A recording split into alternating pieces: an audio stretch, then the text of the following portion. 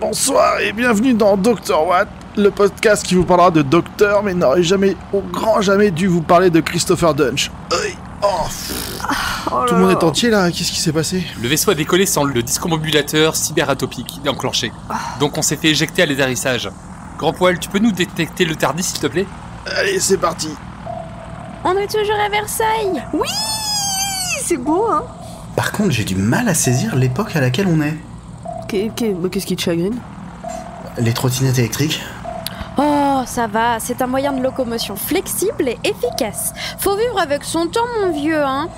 Oui, non, bon, ça, je veux bien, mais dans mon esprit, c'est pas contemporain du Zeppelin. Ah, c'est bon, je l'ai, c'est par là. Ok, dépêchons-nous, il est 4h, c'est l'heure de mon goûter. Ah, le voilà! Même pas une égratignure. Ah non, mais tain, c'est bloqué. Attends, pousse-toi, laisse voir. Mais c'est bizarre, ça. Ah bah, j'ai une idée, attendez. Mais si on est tous là, qui va venir nous ouvrir? Bah, je sais pas, moi, mais peut-être que le vaisseau, il va me reconnaître. Ah bah, tu vois? Oh!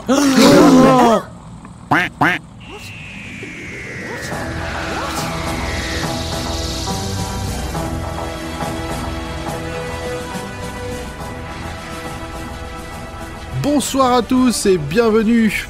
Nous nous retrouvons encore une fois autour du TARDIS virtuel avec toute l'équipe de Dr Watt. Bonsoir Audrey. Bonsoir. Salut Zu. Hello. Hello Nimp. Plop. Salut Pomme. Coucou. Salut Grand Poil. Ah ouais, mais bonsoir. Salut. Bonsoir. Alors, tout le monde va bien? Prêt à enchaîner? Ça va.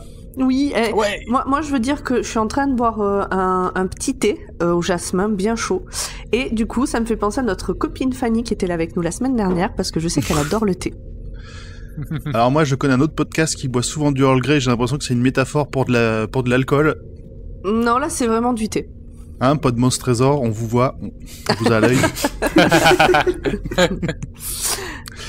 Alors, de quoi on va parler ce soir? Eh ben de Doctor Who.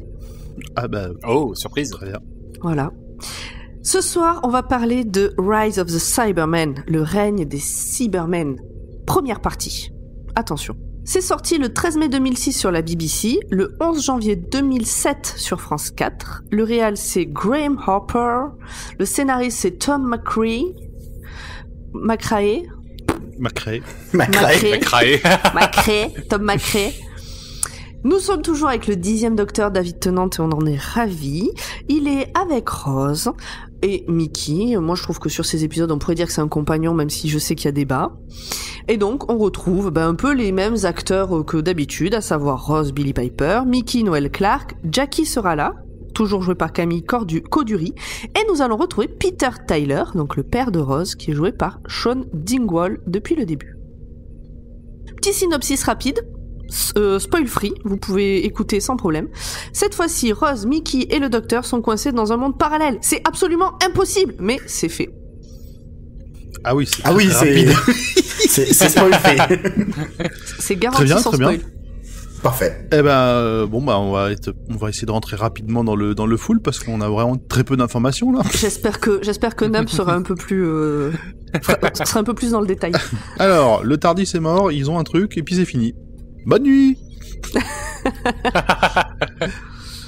Eh ben on va Et alors, lancer attends, le. mais peut-être qu'est-ce que vous en avez pensé? Eh ben c'est ce que j'allais demander. Mais Ah, d'accord, pardon, excuse-moi. Et alors, t'en as pensé quoi, toi? moi je suis mitigé sur ces épisodes. Tiens, pour une fois je vais commencer. Donc ouais, je suis mitigé sur ces épisodes parce que c'est trop caricatural, c'est trop kitsch. Même si j'aime bien les Cybermen en règle générale. Là, les méchants sont vraiment trop méchants, il y a aucune discrétion, c'est mal joué, j'ai vraiment, le peu de fois où en gros, ça faisait très longtemps que je les avais pas revus parce que je les zappe à chaque fois. Ok. Et toi, Pomme, vas-y. Eh ben, moi, je me souvenais absolument pas des épisodes. Enfin, après, en les re-regardant, je me suis rappelé, mais sur le moment, je me suis dit, mais c'est quoi déjà? Je pensais pas à ces deux-là, en fait, d'épisodes. Et non, mais ça va, j'ai passé un bon moment, je les ai pas vus à la suite, donc peut-être ça joue, j'en ai vu un une semaine, l'autre la semaine d'après.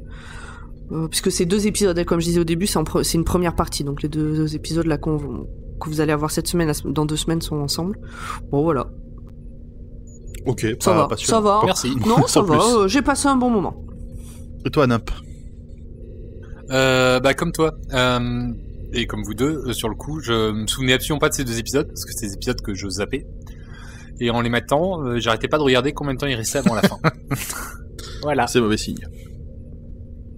Et toi, Audrey, pour cette découverte, du coup? Suite à vos discussions, je me suis dit, putain, les bâtards, ils m'ont mis un épisode, parce que moi, je me doute pas des épisodes qui vont être chiants ou quoi. Je me suis dit, ah merde, bah c'est tombé sur moi, j'ai un épisode chiant. Parce que... je suis encore vachement mitigée sur David Tennant. Attention, polémique, 100% drama. De toute façon, on avait bien dit que tu faisais qu'une seule saison avec nous, après tu t'arrêtes. Mais enfin, je sais pas, ils m'ont un peu ennuyée. J'étais un peu comme nimp à regarder le temps qui passait. Après, j'ai mieux aimé la deuxième partie, donc désolé, là c'est la première partie. Mais j'ai un peu mieux aimé le deuxième. Parce que il se passe plus de trucs, je trouve, c'est un peu plus réactif, mais voilà, on va pas trop spoiler vu que on est que sur la première partie. Et toi, Zu? Bah moi, je préférais la première partie parce que j'aime bien le délire de monde parallèle. On l'a dit, ça va parler de monde parallèle avec les points communs et les différences. Ensuite, les méchants, moi je suis pas un grand fan des Cybermen avant la partie la fin de saison de Matt Smith, où je trouve qu'ils deviennent intéressants, mais jusque là je trouve que c'est des sous d'Alec. Mais oui, je me suis fait la réflexion aussi. Moi je trouve que la réflexion autour des Cybermen est vachement intéressante. Dans ces épisodes-là, pour la réflexion autour, oui. Alors, dans cet épisode-là, on va en parler, il y a des trucs qui sont intéressants, mais c'est pas... Alors, ça va être compliqué de séparer les deux, honnêtement. Hein. Bah écoute, on en parlera. De toute façon, et on va enchaîner. Donc voilà, pas ouf, mais pas aussi aussi mauvais que ce que vous avez l'air d'en dire. Alors, on n'a pas dit mauvais, on a juste dit dispensable, grosso merdo. Bah, je trouve pas, mais parce que... c'est pas dispensable non plus. Comme ça introduit des choses sur le fil rouge de la saison. Oui, il y en a encore un peu. Il y a des informations qui seront importantes pour le reste de la saison. L'intrigue en elle-même. Ne parlez pas avec votre science infuse du nous on sait ce qui va se passer. Parce que en fait j'avais complètement oublié, mais non, ils sont carrément pas. En fait, on peut pas les sauter ces deux-là. Bah non. Mais j'avais oublié. Allez, justement, vas-y Nymph, explique-nous. Bah non, on peut pas expliquer, on va spoiler. Non, je pense que là, on va spoiler. Allons-y. Oui, justement, on va spoiler. Pas. Allez, partons dans le spoil. Bon alors, l'épisode commence dans un laboratoire. Un scientifique parle à son patron, lui dit que le prototype fonctionne. Le chef le reprend, lui disant que « fonctionne » n'est pas approprié. Ce terme s'applique que sur les machines. C'est à ce moment que l'on découvre que ce patron-là, il est en chaise roulante. Le scientifique se reprend en disant qu'il aurait dû dire « vivant ». It's alive! Là, on nous décrit... It's alive! It's alive! Là, on nous décrit apparemment un être vivant dans un corps de machine qui serait immortel. Wink wink. Le chef demande au prototype s'il sait qui il est, et il lui répond « Vous êtes John Lumick ». Belle imitation. Je fais très bien la voix. Ouais. Merci. Donc là, on est en présence du cas typique du mec qui a l'air d'avoir trop de thunes et un désir d'immortalité qui va essayer d'assouvir de manière totalement... comment dire, sans scrupules, sans morale. C'est ça. Et comme il est en chaise roulante, on se doute que il fait ça pour lui aussi. En fait, c'est un peu Tony Stark, mais vieux et malade. Voilà. Un petit peu. Donc après ça, John Lumick et le scientifique se prennent un peu le chou autour d'histoires de conventions de Genève, etc. Et John ordonne, on l'a compris, c'est Cybermen, de tuer le scientifique. Oui, le scientifique, il veut rester dans les clous, la bioéthique, tout ça. C'est ça, il veut prévenir Genève, l'ONU, tout ça, et puis l'autre il dit pas trop vite.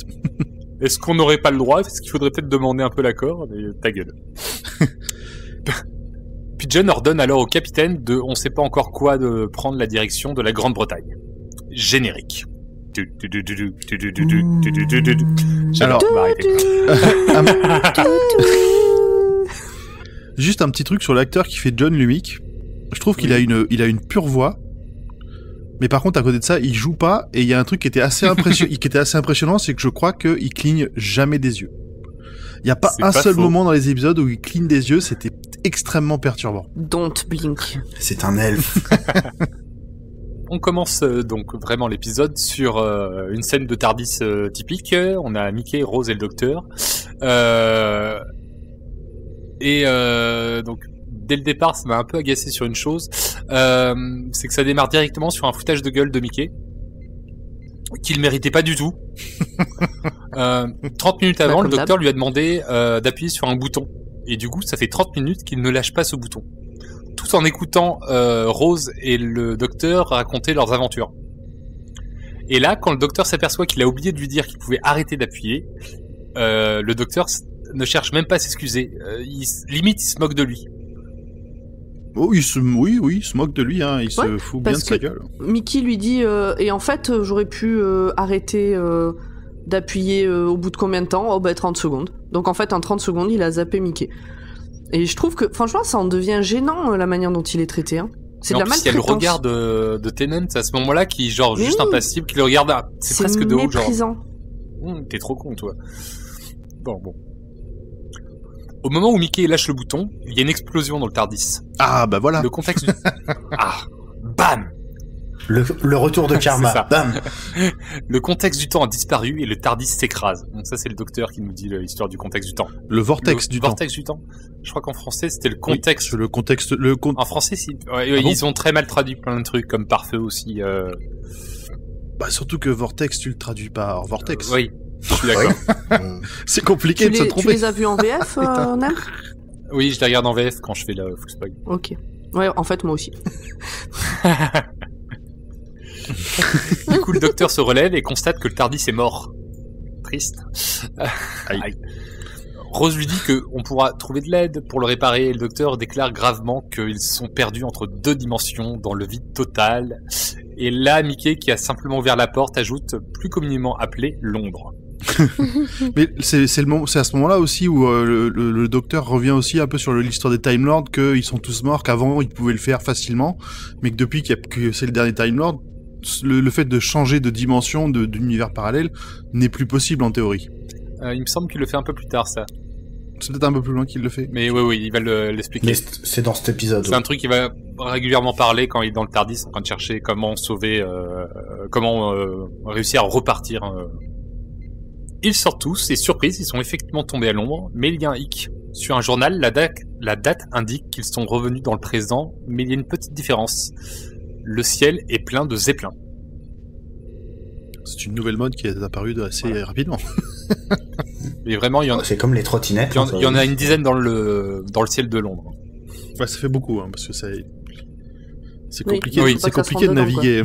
C'est pas juste une démo, quoi. C'est vraiment, c'est un moyen de transport commun dans cette dimension. Ils sont donc dans un monde parallèle. Là, Rose s'arrête devant une affiche. On y voit son père, bien vivant. Donc là, on est sûr que c'est un monde parallèle. Et c'est surtout on le voit dans une espèce d'affiche qui bouge un peu holographique, et il a une espèce de catchphrase. Il a l'air d'être vendeur d'énergie drinks, je crois que c'est ça, ou de. C'est ça. Oui. Ouais, c'est un truc comme ça. Et c'est- fidèle c'est à la boisson lui-même, qu'il vous s'il faut. a été Vous pouvez me toujours faire vivant. confiance. Donc Rose, elle est très heureuse. Vas-y. Ouais, c'est une affiche un peu à la Harry Potter qui bouge comme dans Harry Potter. Oui, sauf que c'est un truc électrique quand même. Ça passe. Donc Rose, elle est très heureuse, mais le docteur la calme tout de suite. Il lui dit que ce n'est pas son père, que son père est mort et qu'elle ne doit pas aller le voir. Donc là, ça va être tout le dilemme de la série qui va éclater assez rapidement. Oui, très Oui. rapidement. On se doute bien qu'elle ira Je jamais veux le pas voir ton et père. qu'ils vont jamais les croiser. Parce Qu'elle va que- jamais le croiser. Non, non. En plus, pour le coup, Rose, elle est vraiment très, elle a l'air très touchée, triste presque de voir son père comme ça vivant dans ce monde-là. Et oui, ça va. Triste, je elle a sais déjà pas, mais en revu. tout cas bouleversé. Scène suivante, on voit Pete, donc le père de Rose, rentrer chez lui. Il a apparemment très bien réussi. Hein. Il a une belle baraque, une belle voiture. Et il se fait accueillir par Jackie, la mère de Rose, qui est furieuse. Elle fête ce soir son anniversaire et Pete a fait faire une banderole disant « Joyeux 40e anniversaire ». Ce qu'elle n'assume pas du tout au niveau de son âge, de passer la quarantaine. Elle dit « Non, j'ai 39 ans officiellement. » D'un univers à l'autre, elle a l'air d'avoir le même caractère quand même. Oui. J'aime bien le petit détail de je suis né pile le même jour que Cuba Gooding Jr., donc j'ai 39 ans. Bah, elle est assez riche pour écrire son histoire, écoute. Tout en appelant Rose à l'étage, Jackie montre les fabuleux implants qu'un monsieur Lumic, John de son prénom, lui a offert, pouvant capter des signaux du Venezuela. Bon, c'est inutile, donc c'est indispensable apparemment. Bah c'est ce que son mari dit, mais pourquoi faire, tu connais personne au Venezuela. Elle dit ah mais alors on s'en fout machin. Et C'est ça. De toute façon, tu critiques. il y a des diamants dessus. Oui. C'est vrai. Sur les trucs Ils là. sont stylés. Et là, Ouais. on voit Rose Est-ce que ça existe les AirPods avec des diamants? Ah, Non mais c'est ça sûrement, en fait. sûrement. Oh, C'est potentiellement. exactement le même principe que les iPhones et les trucs. J'ai le dernier cri, il y a des diamants dessus. C'est ça, sauf que Là, là, mois leurs de oreillettes, salaire. ils les portent tout le temps sur eux. Jamais ils les Oui. enlèvent, elles ont l'air limite d'être greffées. Un peu plus tard. Là, on voit Rose descendre les escaliers, mais c'est pas notre Rose, c'est un caniche tout mignon. J'ai pas vu la différence. Oh Enfin. Ah, c'est sale. Ça, c'est pas gentil. Hein. Ah, dit celle qui compare Mickey avec un cheval. Ouais, c'est clair, Audrey, là, c'est un peu le Je l'ai pas comparé avec un cheval, j'ai dit que le cheval était un choix plus judicieux. C'est pire. Depuis son zeppelin, on voit Monsieur Lumic appeler Pete au téléphone. Ou sur... oui, je me souviens plus, non, c'était sur ses oreillettes, du coup, à Pete. Ah oui. C'est ça. Oui. Donc voilà, les oreillettes que portent les gens ont remplacé les téléphones. Donc Lumic a du travail et il ne peut pas venir à la fête pour Jackie. À 5h, il y aura une grosse réunion avec le président de Grande-Bretagne et Pete ferait bien d'être là. Donc là, encore une fois, on appuie le côté univers parallèle. Voilà. La Grande-Bretagne a un Parce que c'est président. un président. Donc Lumic raccroche et prend le contrôle de Jackie à travers ses boucles d'oreilles pour obtenir les codes d'accès de la soirée d'anniversaire. Alors ça fait un petit effet sur les côtés des boucles d'oreilles. On a deux barres qui partent sur les côtés, puis remontent et vont former un espèce de cadre autour de la tête avec lumière au-dessus. Et déjà, en fait, avant ça, on se doutait que John Lumic, c'était pas un mec très, très réglo, mais alors là, on a dit, là, on est en full de grand méchant de James Bond Mais complètement. qui prend le contrôle des gens, et par contre, on sait pas encore pourquoi est-ce qu'il veut les codes de sécurité de cette soirée. Surtout qu'il était invité. Bah oui. C'est ça. Mais je crois que c'est surtout qu'il veut que Jackie laisse Pete aller bosser sans l'emmerder. Oh oui, je pense aussi Peut-être, qu'il oui. il fait, voilà. C'est-à-dire qu'il prend les codes il chope les codes de sécurité pour bypass tous les contrôles dans le cerveau de Jackie. Et puis là, il fait bon alors. Laissez Pete faire ce qu'il veut, on va mettre 100%, voilà. T'amuser à ta soirée, on va mettre 100% aussi. Comme ça, tout le monde est content et puis basta. Donc après avoir raccroché, John Lumic contacte un Monsieur Crane. Il lui dit qu'il lui faut plus d'effectifs et Monsieur Crane active l'opération récupérer plein de sans-abri à transformer en leur proposant à manger. Subtil. Cette scène est tellement Très glauque. subtil. Donc en gros, t'as un camion qui arrive, qui dit venez les sans-abri, on a à manger dedans. Les gens rentrent et n'en sortent pas. Et tu vois, moi, cette scène, je l'ai pas trouvée glauque, je l'ai trouvée ridicule. Ils ont un camion, les mecs, ils sont en blouse blanche avec des trucs en plastoc par-dessus. C'est là où ça m'a dérangé, c'est le côté trop évident que c'est des méchants, quoi. Ah bah Et même si t'es je pense que même si t'es si un tu veux sans-abri du kitsch, qu'à la dalle, t'y vas pas, quoi. Là, c'était trop. Là, c'était vraiment trop. Ouais, t'as peut-être trop la dalle, quoi. Et là, et au moment où il va chercher les SDF, il y en a un qui dit, ah non, j'y vais pas, et qui filme. C'est ça. On voit Et qui quelqu'un est-ce discret à l'écart en train de filmer ce qui se passe. Ta. En tout cas, pendant ce temps-là, C'est Renault. Ta. Pendant ce temps-là, dans le Tardis, Mickey rejoint le docteur et qui le gronde d'avoir laissé Rose seule avec la tentation d'aller voir son père. Oh, elle aurait pas osé. Elle Non. est grande.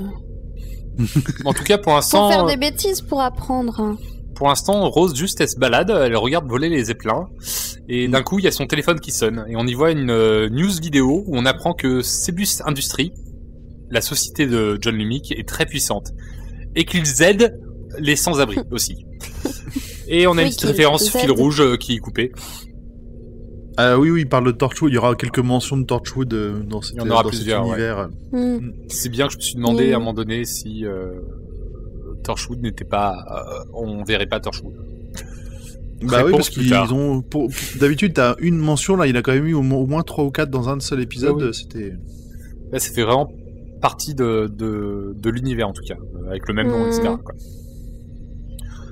Donc toujours dans le TARDIS, le docteur réfléchit avec Mickey à comment ils vont pouvoir repartir avant d'apercevoir une lumière sous la console du vaisseau. Il reste un peu d'énergie dans le cœur du TARDIS. J'ai supposé que c'était le cœur du TARDIS. Il le dit pas. Il souffle dessus pour lui donner de son énergie de régénération. Il a dit qu'il avait perdu combien de temps de vie? 10 ans. Il a donné 10 années de sa vie et que ça allait valer. Ça va. Que ça valait le coup. 10 ans. Alors c'est bon du coup. C'est mignon, il tient ça comme une petite fleur et tout. C'est très précieusement.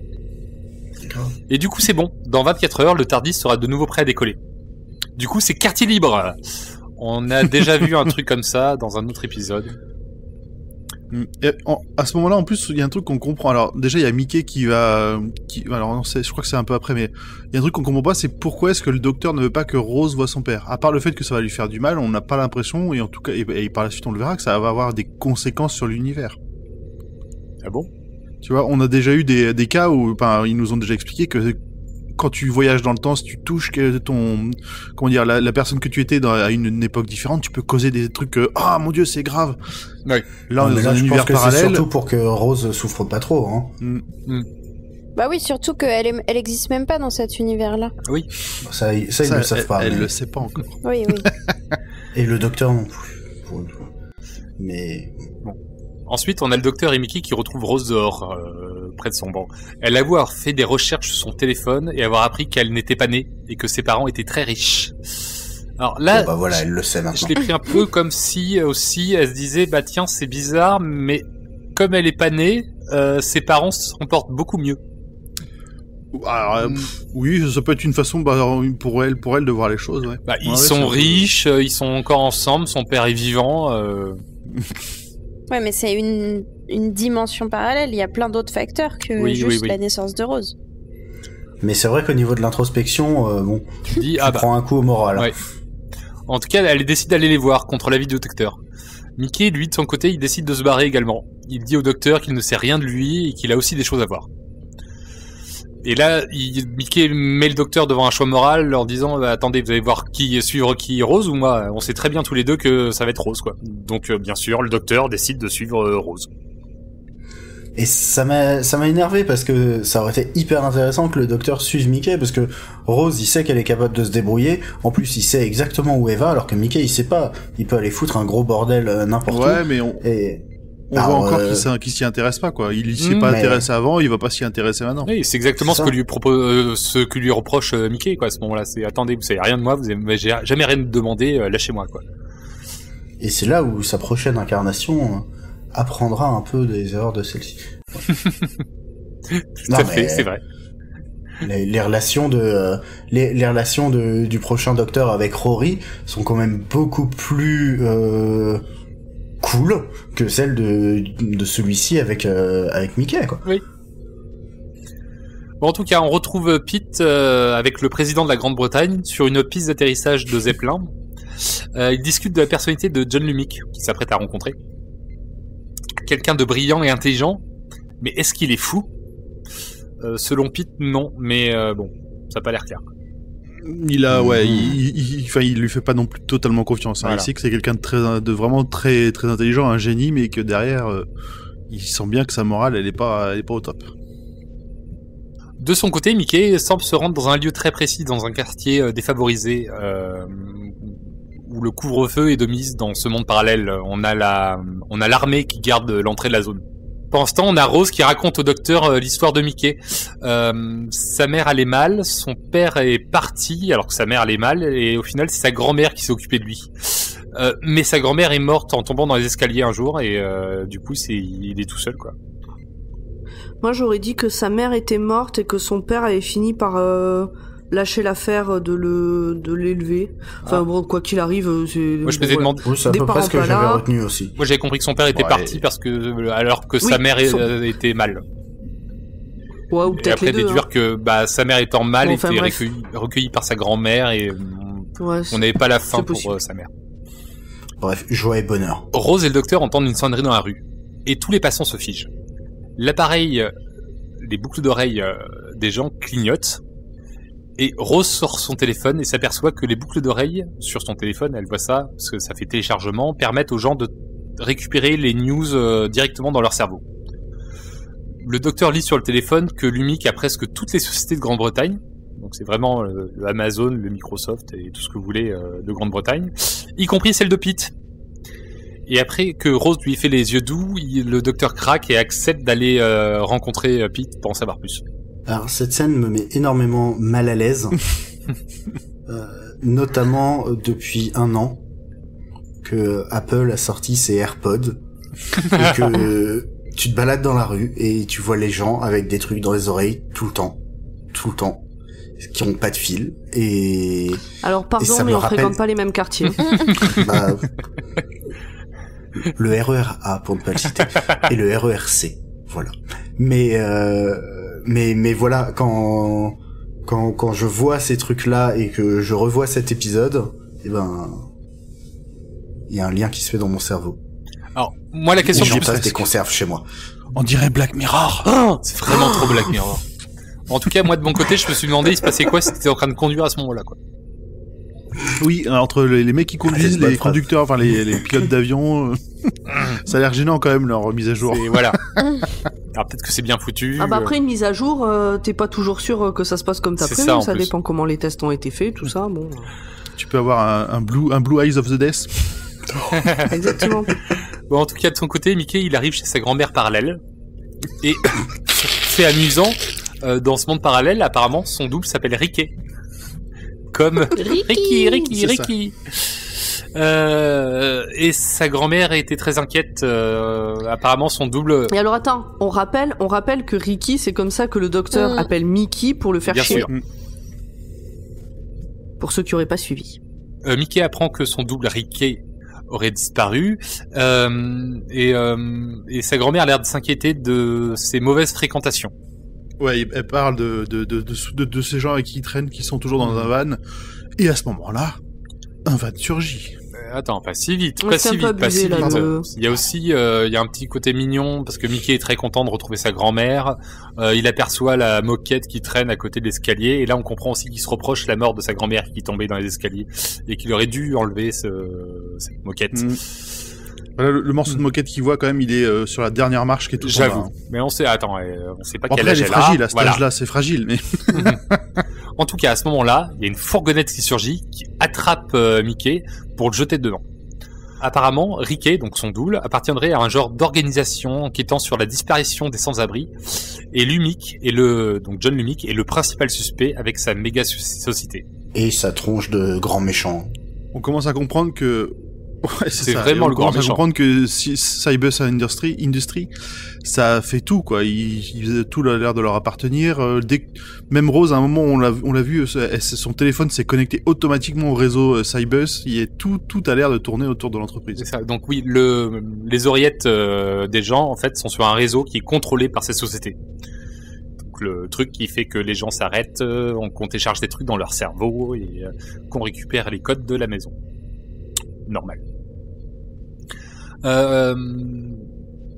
On revient chez Lumic qui présente à Pete et au président de Grande-Bretagne les résultats de ses recherches pour préserver le cerveau humain indéfiniment. Là-dessus, on a le président qui trouve ça immoral et obscène, ce qui déçoit John, qui est mourant et qui a fait ses recherches quand même pour devenir immortel. Donc c'est normal qu'il soit fâché.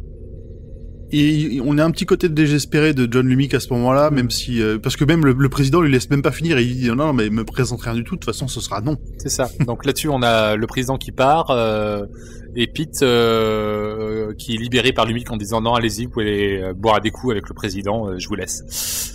Et juste après Lumic il appelle Crane qui lui montre comment les avancées du projet de convertir les sans-abri en armée de Cybermen a avancé. en leur faisant une démonstration de regarder, je peux dire va à gauche, ils vont à gauche, et je peux dire va à droite, ils vont à droite. Là-dessus, Lumic, il dit à Crane non mais c'est bon, ça suffit, c'est assez marrant. On passe à l'étape suivante. Et donc là, on a Crane qui enclenche le plan convertir les sans-abri en armée de Cyberman. Et il est un peu gêné par les cris d'horreur et de douleur de ces pauvres gens. Et donc du coup, il décide de les courir ses cris avec la chanson Le lion est mort ce soir. In the jungle, the mighty jungle, the lion sleeps tonight.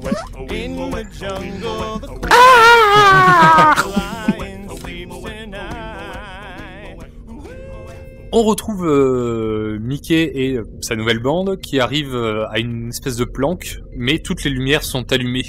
Alors là, ces nouveaux compagnons d'infortune trouvent ça super louche, mais en fait non, c'est pas du tout louche, c'est son double Riquet qui est déjà là en fait, et il a juste allumé les lumières quoi. On a donc il a allumé la lumière. Ah. Juste. On a donc Riquet. Donc Riquet est donc face à Mickey, qui dans le caca de se retrouver face à son double et à sa bande de mercenaires. Alors, ce qu'il faut dire, c'est qu'en plus, Ricky, c'est le même acteur, oui. Mais ils l'ont habillé de manière badass. Oui. Quand même. Oui. Ouais, donc, il a l'air méchant constipé. Et après, pour faire des plans plus rapidement, on a l'impression qu'ils vont filer juste les mêmes vêtements deux acteurs, comme ça, ils vont faire va à gauche, va à droite, et voilà, quoi. C'est d'un côté, ils froncent les sourcils et de l'autre pas. Voilà. C'est ça. Il n'y a pas besoin de les rhabiller à chaque fois, c'est très pratique. De son côté, Crane embarque les Cybermen dans un camion, tandis que Lumic le survole en zeppelin. Donc toujours grand méchant. T'as l'armée qui monte dans les camions, t'as le grand méchant dans son zeppelin. C'est nickel. On revient à la planque des rebelles où on a Mickey qui est attaché à une chaise pendant que Riquet l'interroge. On apprend que le groupe de Riquet se nomme les Pasteurs. Oui, en anglais c'est preachers, c'est pas non plus. Voilà. Ils prêchent la bonne parole. Voilà. Ouais, c'est plus les prêcheurs peut-être que les pasteurs. Oui, je pense plus pour ça. Si on devait faire une traduction plus littérale. En tout cas, ce sont des rebelles déconnectés du réseau de Lumic, Cibus Industries, qui veulent affronter le monopole de John. Ils ont pas d'oreillettes. Et c'est la rébellion par le camp. Carrément. Pas de téléphone, pas de montre. Bref, Riquet est l'homme le plus recherché de Grande-Bretagne. Enfin, en tout cas, c'est ce qu'il dit. Les pasteurs apprennent que Lumic a lancé son plan et du coup, ils décident de suivre le camion des Cybermen. Alors, Fanny n'étant pas là, je suis obligé de prendre la relève et de faire le point téton. Ah. Car Mickey est attaché sur la chaise, mais oui, en slip. Et mais pourquoi ? Pourquoi pas ? Alors, non, mais peut-être qu'il faut... Je m'en souviens même pas. Ouais, j'allais dire, c'est bien beau de nous attacher Mickey en slip, mais nous, tout ce qu'on veut, c'est le retour du Captain Jack. Parce que, et je sais pas si vous vous rappelez, mais là, avec Pomme, on a une réaction de ouais, bof. Alors que quand c'était le Captain Jack Harness, c'était autre chose, vous voyez. Non mais voilà. Alors, moi j'ai pas dit bof, j'ai dit je m'en souviens. Oui, ça veut tout dire, écoute. Écoute, je trouve que c'est pas donné assez de crédit à tout le travail que l'acteur a dû faire pour avoir de si beaux abdos et de si beaux pecs. J'avoue. Mais en tout cas, on peut justifier le fait qu'il soit à moitié à poil par le fait qu'ils ont voulu vérifier qu'il n'ait pas de micro sur lui. Ah oui, c'est ça. Ouais, vite fait. Mais vous allez quand même réussir à parler du Captain Jack à chaque épisode, même quand il est pas là, en fait. C'est ça le but. Exactement. Très bien. Enfin, vous, parle pour Audrey, hein. Oui, mais moi, je suis contente, hein. Elle l'assume, tout va bien. Pendant que Mickey était attaché à se faire torturer, on avait Rose et le docteur qui étaient devant la maison de Pete et Jackie et qui sont rentrés en tant que serveurs grâce au papier psychique. Rose a vu son père et sa mère faire un discours pour lancer la soirée et elle est très triste de pas pouvoir leur parler. C'est une scène qui est très cool.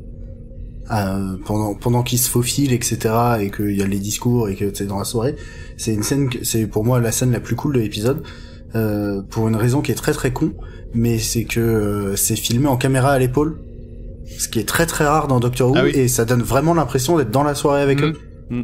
Et voilà, c'était le point réel. En tout cas, après le discours, on voit Pete qui rejoint Rose pour lui parler. Elle en apprend du coup plus sur ses parents parallèles. Tout n'est pas si rose dans leur histoire, ils viennent de se séparer. Ah. Pendant ce temps, les rebelles sont arrivés devant la maison et voient débarquer les Cybermen. Rose parle alors avec sa mère et elle défend son père en disant que non, mais je suis sûr, c'est quelqu'un de très bien. Et là, on a Jackie qui pète une colère en disant mais de quoi vous mêlez? Vous êtes moins que rien, une simple serveuse. Vous avez pas votre mot à dire. Elle lui parle, mais comme de la merde. Ah mais là... Alors, j'avais envie de la baffer.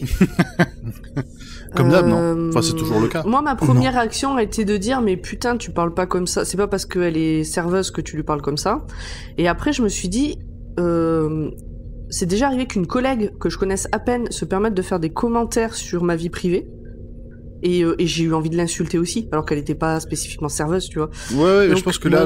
je peux comprendre la réaction un peu vive de mais t'es qui, on se connaît pas et tu te permets de faire des commentaires sur mon mariage, sur mon truc. Ça m'a aussi fait penser à l'épisode dans l'église où Jackie, ne sachant pas que Rose était sa fille, et là Rose prenant parti pour son père, tu vois les problèmes d'infidélité ou de soupçons d'infidélité pouvaient être ressortis aussi. Non, mais je suis d'accord avec ce que tu dis, Pomme, sur la première moitié, c'est-à-dire que mais quittait pour me faire des leçons, me faire la morale, je te connais pas. C'est sur la deuxième moitié de l'engueulade tu n'es qu'une femme de chambre, tu n'es qu'une serveuse, tu n'es rien du tout. Et ça, bon, c'est un peu... Ça, le but, c'était vraiment d'être juste blessant. Voilà. Genre, tu m'as blessé avec ta remarque, je vais te blesser aussi. Bon, en tout cas, c'est à ce moment-là que les Cybermen ont décidé d'envahir la maison. Donc, ils cassent tout, ils rentrent, ils font leur gros sabot. Et le docteur... Oui, bah c'est... Le gros sabot, c'est le mot, hein. Il marche d'un pas délicat. il tape du talon, là. Ah ouais. Et le docteur qui, en fouinant un peu la baraque, avait découvert l'ordinateur de Pete et en quoi consistaient les recherches de Lumic, rejoint Rose dans le salon. Il déclare, ça recommence, ça s'est déjà produit. Des Cybermen. Et là... Le docteur qui est toujours très RGPD, il voit un ordinateur, il fait « qu'est-ce qu'il y a dedans ?» Ah, écoute, à l'époque, ça n'existait pas. Et donc, les Cybermen entourent tous les invités et les prennent en otage. Ils sont vraiment pas sympas, ces Cybermen. Ouais, moi j'aime bien cette scène, mais c'était parce que les Cybermen font pas trop cheap la façon dont ils se déplacent. Tu sens par contre que le son il est calé un peu à l'arrache quand ils marchent. Oui. Ils sont pas bien en rythme. Alors qu'ils marchent à l'unisson. Non, c'était plutôt impressionnant. Donc là, on a Lumi qui explique au président de Grande-Bretagne tout son plan, avant de laisser tout ce petit monde aux mains des Cybermen. Ils ont pour mission de les transformer. Et le président, lui, il refuse, et on voit ce qui lui arrive quand on refuse, il est exécuté. / effacé. Là, c'est la panique générale. Erase. Mais oui, c'est ça qui est chiant, c'est que les Daleks c'est exterminate, les Cybermen c'est erased. T'es en mode, mais vous avez pas trouvé un autre gimmick? C'est pas delete? C'est delete, mais... Oui, mais enfin... Moi j'ai regardé en VF, alors je sais pas comment ils disent, mais c'est pour le principe. Tu te dis mais putain les gars, un petit peu d'originalité s'il vous plaît avec vos méchants, non? Non mais c'est les mêmes, hein. C'est un truc visqueux dans une boîte de conserve, alors bon. Bon, là c'est la panique générale, les Cybermen tuent tout le monde. Jackie court pour se réfugier au sous-sol et Rose, le docteur et Pete s'enfuient dans le jardin avant de tomber sur les rebelles qui mitraillent les Cybermen. Mais c'est complètement inutile et sans effet. Ça a l'air plutôt costaud leurs armures. Ricky, son groupe de rebelles, donc 2 personnes, Mickey, Pete et le docteur sont donc entourés de Cybermen. Le docteur crie « On se rend, on est compatible !» Si t'es compatible, t'es transformé, t'es pas tué. Mais les Cybermen ne sont pas du tout convaincus. On termine alors cette première partie sur les Cybermen s'apprêtant à effacer nos pauvres protagonistes. Catastrophe. Ouais, c'était je trouvais que c'était une fin cohérente pour sachant qu'il y a un deuxième épisode derrière. Avec un petit cliffhanger. Oui, c'est le petit moment suspense. Ben, en fait, c'était un peu le même type de fin que dans la saison avec Jack, justement, avec le Oui. Captain Jack. Hmm. Ils sont acculés contre un mur, et qu'est-ce qui va se passer? Est-ce qu'ils vont mourir? Peut-être pas. On sait pas. Tout peut arriver. Eh ben, merci. On est arrivé au bout de cet épisode. J'ai trouvé que c'était pas très intéressant à regarder. On espère que ça sera un peu plus intéressant à écouter. Non, mais moi, j'avais bien aimé. En fait, j'ai l'impression qu'ils se sont pas bien foulés, quoi, à l'écrire, celui-là. Hein. Non, je veux pas... Ouais. En fait, il y a quelques idées qui peuvent être marrantes, comme les oreillettes, les choses comme ça, mais c'est peu exploité, et puis c'est surtout vite expédié, quoi. C'est ça. Voilà, en fait, c'est ce que j'allais dire, c'est que moi, sur ce pitch-là, sur cette base-là, bah, j'aurais bien vu un film entier. Sur le pitch, hein. Pas forcément de cette manière, avec ce réalisateur ou ce scénariste, j'en sais rien. Sur les oreillettes que tu peux prendre contrôle des gens, etc. Avec les Cybermen et tout, la résistance, tout ça, ouais, franchement, ouais, un film que sur de ce type-là, moi j'aime bien. Il n'aurait pas fait lui voir le Cyberman dès le début, en fait. Ah, peut-être. Je pense que ouais, s'ils avaient gardé un micro suspense là-dessus, ils auraient juste fait une menace un peu au-dessus plutôt que de les montrer directement, ça serait peut-être mieux passé. Après, c'était dans le titre aussi. Oui, voilà, c'est ça. C'est-à-dire qu'à un moment donné, c'était dans le titre. Bon, il n'y a pas trop de suspense, hein. Mais bon, ça nous donne une excuse pour raconter plein de trucs dessus.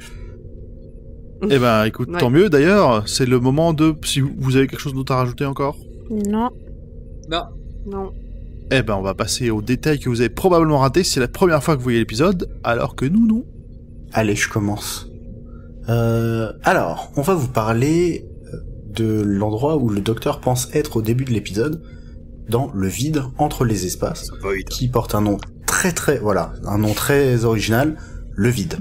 En anglais, The Alors, Void. Je me permets de te couper, parce que on était deux à regarder l'épisode en même temps, et au moment où il a dit on est dans le vide, j'ai eu droit à un début de débat mais du coup, c'est plus le vide, s'ils sont dans le Ah, je vide. suis d'accord. Alors, il était 23h30, tu vois.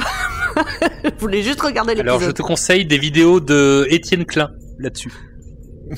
Oh, mais attends. Crois-moi que la vidéo d'Étienne Klein sur le sujet a dû déjà être vue et revue et analysée à plusieurs reprises.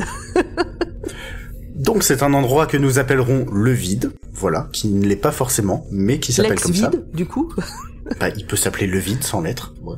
Il peut s'appeler le vide sans lettres. Voilà. Allez, vas-y, excuse-moi Regarde, de le t'avoir... Captain Jack, il est pas Captain. Et il C'est est pas vrai. vide non plus.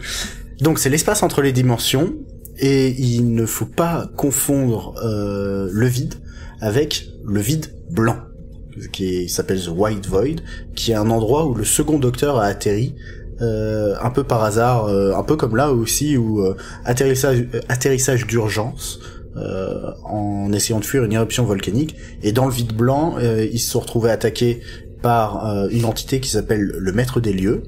Ils se font pas chier sur les noms, je suis d'accord. Comme d'hab. Et en fuyant cette entité, ils sont tombés dans le vide noir. Voilà.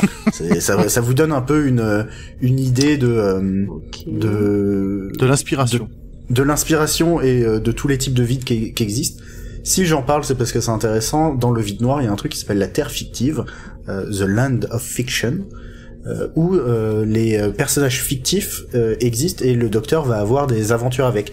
Donc il va rencontrer Gulliver, il va rencontrer des licornes. Trop T'as cool. le sixième, mais ouais, t'as le sixième docteur qui va avoir une aventure avec le capitaine Nemo dans le Nautilus. Et quand tu Ils vont dis rencontrer ça, une aventure. Je vois pas une aventure. C'est-à-dire C'est pas romantique. Ouais. J'ai des images avec des licornes maintenant, c'est qui deviennent bizarres. Oh putain, on a eu la même vanne au même moment, Audrey. C'est pas ça, va pas ça. Mais à chaque fois qu'il y a un truc comme ça, faut que ça tombe sur nous pour entendre le son se cacher. C'est terrible. Bon, pardon, Zou. Donc, Mais pas les grave. aventures avec le capitaine Nemo. Voilà, le capitaine Nemo, Oliver Twist, et pour retomber sur mes pieds par rapport à l'épisode, il y a un passage avec les Valkyries de Wagner qui se font transformer par des Cybermen, et tout ça se résoudra à l'aide de Dracula et de la Belle au Bois dormant, donc un gros bordel. Et Parce qu'il a une aventure aussi avec la Belle au Bois dormant. c'est tout ça, c'est la même aventure. Bah, il y en Le a du capitaine monde. Nemo, Oliver Twist, c'est un énorme crossover, c'est pire qu'Avengers. Voilà. Grosse partout. Et ça s'appelle Legend of the Cybermen, et c'est paru en 2010, c'est une fiction audio. Bref, tout ça pour dire que les vides entre les dimensions, il y en a plein, et il s'y passe plein de trucs, et des fois c'est même très fun. Voilà. En tout cas, ça a l'air. Moi, je vais vous parler des Cybermen. Alors, qui sont les Cybermen? Cybermen. Oui, les Cybermen. J'ai un accent bien Frenchy à ma sauce. Qui sont-ils? Quels sont leurs réseaux? Ils apparaissent pour la première fois dans l'épisode The 10th Planet, ou la 10e planète, dernière aventure du premier Docteur. Donc évidemment, ça remonte. Globalement, il y a très longtemps, la planète jumelle de la Terre, Mondas, a dérivé aux frontières de l'univers. Ses habitants devenant plus faibles au fur et à mesure que les générations s'écoulent, les scientifiques ont créé des organes de rechange, ce qui est bien pratique quand même, et remplacèrent doucement les membres par du métal et du plastique. Et voilà, doucement. boum, badaboum, les Cybermen. D'autres apparitions. Et paf, ça fait des Cybermen. Exactement. D'autres apparitions de Cybermen se firent à d'autres endroits dans l'univers en parallèle, sous différentes formes. Comme par exemple les Cybermen Raxacoricophala... Non C'était bien presque, non, presque, ah là là, presque, on y croyait. Allez, refais-la. Oh là là. Audrey. Raxacoricophalapotorien dans le comic Assimilation au carré. Plusieurs factions de mondasiens, l'une partant explorer l'univers et se retrouvant en orbite autour d'un trou noir, par exemple, que l'on voit dans le World Enough End Time, l'éternité devant soi, avant-dernier épisode de la saison 10. L'autre tentant d'envahir la Terre, notamment en faisant revenir Mondas près de sa sœur jumelle, mais cela ne conduira qu'à sa destruction. Il y a plein de formes et plein de choses à raconter sur les Cybermen, mais comme nous les reverrons, on pourra en parler à ce moment-là. C'était juste l'intro, quoi, en gros. La seule chose à rajouter, c'est que cet épisode marque le retour de la larme au coin des yeux des Cybermen après 31 ans d'absence, dont 16 ans de pause dans la série quand même. Le scénariste, Tom McRae, voulait les rendre plus humains et pas juste méchants. On sait pas trop si c'est réussi. À mi-chemin entre des vampires et des zombies, dit-il. Dit-il dans Doctor Who Magazine, spécial, édition, numéro 14 de novembre 2006. Ok, donc c'était une larme qui était dessinée au coin. J'étais en train de me demander est-ce qu'il fuyait en fait. Non, bah non, Une ça se voit que petite c'est goutte d'huile. D'accord. que ça en fait partie. Enfin, que c'est découpé dans le casque. Bah oui. Bah en plus c'est tous pareil au même endroit. Ce qui est quand même un peu plus classe que juste deux trous qui ressemblent à rien. Enfin, à des yeux, mais bon, bref. Des trous. Donc ça c'était pour la partie scénario.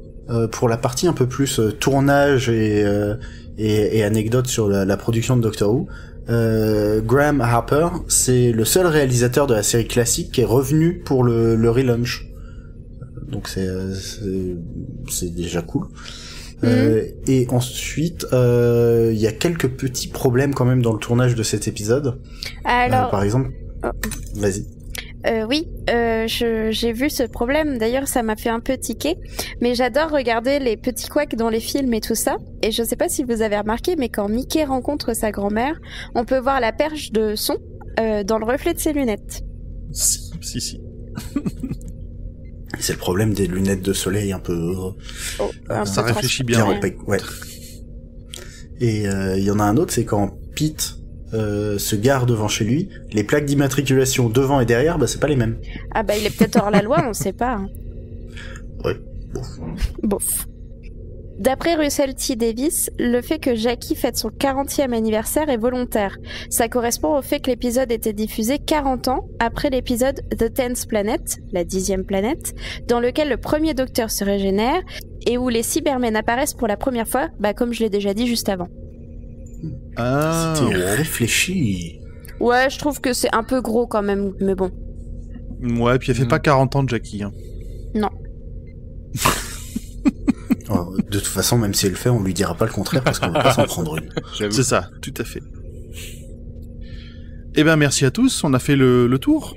Bah ouais. Oui. Ça y est. Je crois, hein. Il ne nous reste plus qu'à se dire au revoir, merci de nous avoir suivis et on se retrouve dans 15 jours. Allez, À bientôt. Des bisous. Salut. Bye bye. Oh là là, il est 4h, c'est l'heure que je m'y mette, moi.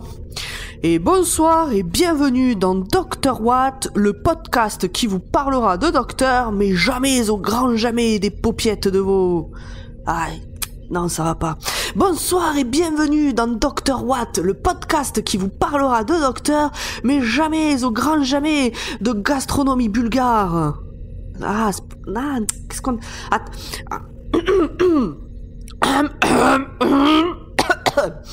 Bonsoir et bienvenue dans Dr Watt, le podcast qui vous parlera de docteur, mais jamais, au grand jamais de...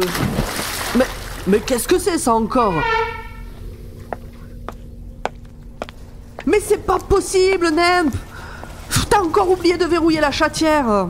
Ah bah t'es de retour toi, mais c'est pas trop tôt. Rassemblement ! Qu'est-ce qui se passe ?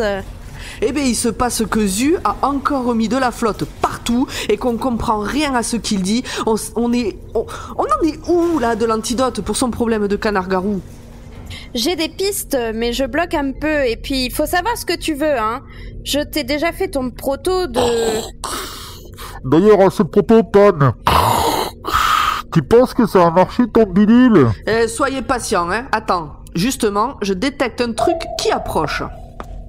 Hey les copains, je vous ai fait des cookies à la banane. Encore de la banane ? Tu sais que j'aime pas la banane. Oui, mais c'est moi qui cuisine. Et si t'es pas contente, c'est pareil. Chut, taisez-vous, j'entends un truc. Je capte un truc, attendez.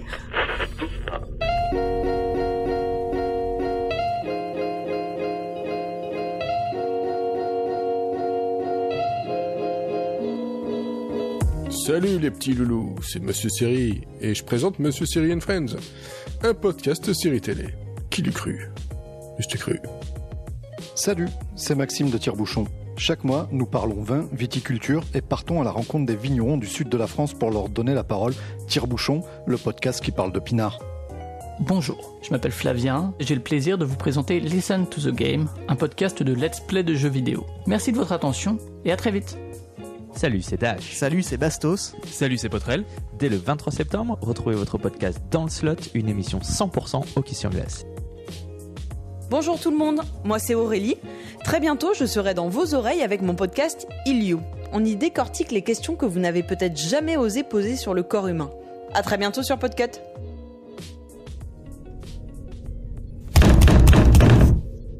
Zu, va voir qui c'est. Ah bah tu vois. Oh,